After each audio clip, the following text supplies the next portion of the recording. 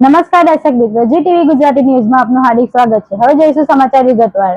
સુરત જિલ્લામાં મોરા ગ્રામ પંચાયત વિસ્તારમાં દરિયા કિનારે અસંખ્ય માછલીઓ મૃત હાલતમાં મળી આવતી સ્થાનિકોમાં હડકંપ મચ્યો છે। વિસ્તારના લોકોનો આરોપ છે કે નજીકમાં દરિયાનું સીધું ગટરનું ગંદુ પાણી છોડાતા પાણી પ્રદૂષિત થયું હોય, જેને કારણે મોટા પ્રમાણમાં જળચર જીવોના મોત થયા છે। દામકા ગામના રહેવાસીઓ તેમજ હળપતિ સમાજના લોકોએ આ મુદ્દે ગંભીર નારાજગી વ્યક્ત કરતા જિલ્લા કલેક્ટર અને પોલીસ કમિશનરને લેખિત આવેદન પાઠવી કાર્યવાહી કરવાની માંગણી કરી છે। ગંદુ પાણી દરિયામાં છોડવાની ઘટનાઓ માત્ર માછલી નહીં પરંતુ માછીમારોના રોજગાર પણ અસરગ્રસ્ત બન્યો છે। તાત્કાલિક ચકાસણી કરીને જવાબદાર પર કડક પગલાં ભરવાની માંગણી થઈ છે। ગામજનોના જણાવ્યા અનુસાર જો તંત્ર તાત્કાલિક પગલાં નહીં લે તો ઉગ્ર આંદોલન કરવા મજબૂર બનશે। હાલ તો ઘટનાની તપાસ થવું પણ જરૂરી છે। મારું નામ ભાગ્યેશ પટેલ છે। હું દામકા ગામનો રહેવાસી છું।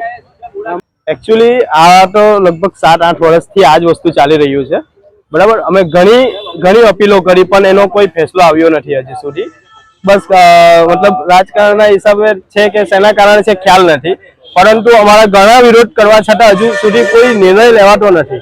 ઉપરથી અમે ગામવાસીઓએ જાતે જઈને બંધ કર્યું આ ગંદુ પાણીનું જે વહેણ આવે છે। મતલબ લાખોની સંખ્યામાં પરપ્રાંતિયો રહે છે અને પરપ્રાંતિયો રહે છે નો ડાઉટ, પણ એમના માટે કોઈ ગટર લાઇનની સુવિધા નથી।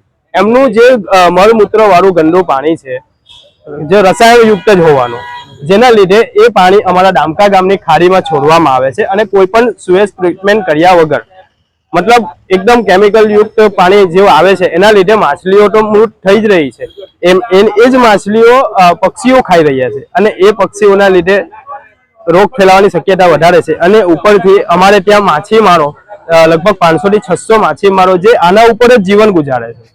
હવે એ લોકોને રોજીરોટી છીનવાઈ ગઈ, કેમ કે મરેલી માછલી તો વેચી નહીં શકે, કેમ કે એ લોકો પણ રોગના સહભાગી થઈ જાય ને। પછી રજૂઆતમાં આ જ છે કે આપણે જો 2020 કે 21માં સમથિંગ આ ટ્રીટમેન્ટ પ્લાન ત્યાં આગળ પાસ થઈ ગયો હતો, પણ હજી સુધી કંઈ પ્લાન બન્યો નથી અને છતાં એ પાણી ગંદુ પાણી જે છોડવામાં આવે છે એ બંધ કરવામાં આવે અને ત્યાં યોગ્ય ટ્રીટમેન્ટ પ્લાન કરવામાં આવે।